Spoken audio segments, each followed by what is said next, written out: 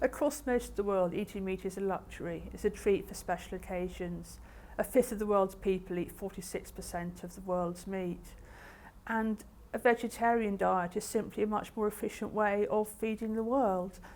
A piece of land which will feed 2 people if used for meat production will actually feed 61 people if you use it for soy production. So it's about a more fair sharing of the world's resources. Across the world, the amount of meat eaten is steadily rising, and there simply isn't enough land for everybody to eat the same amount of meat that the average person in the United States eats. So it's really about making sure that we can feed the world, and meat production is associated with higher levels of carbon emission. It produces more methane, which is a very powerful greenhouse gas.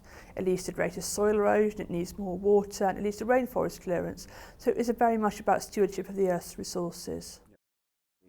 Well, I'm a vegetarian myself, so I can attest there are plenty of things you can eat which don't involve meat. Beans on toast is a perfectly adequate vegetarian meal.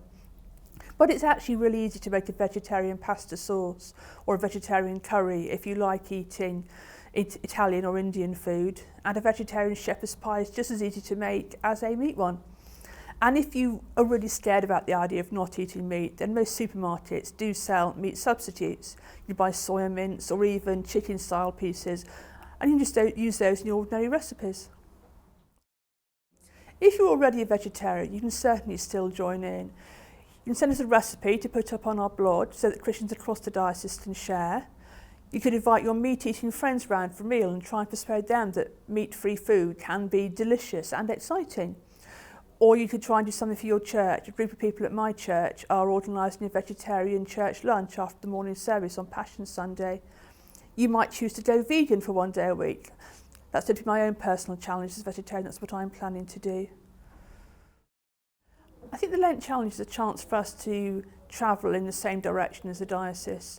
We won't all be taking exactly the same steps. We all start from different positions, but we're all taking a step in the same direction towards actually a lower meat consumption and a more sustainable future. If you're somebody for whom Lent really does mean fasting and that's part of your tradition, then the Lent challenge can certainly be part of that. But if you're somebody from a church tradition which says that Lent isn't about giving up things, then I would say don't regard this as giving up meat, but as a chance of celebrating vegetarian food, of doing something different, exploring something new, and reflecting on why you're doing it.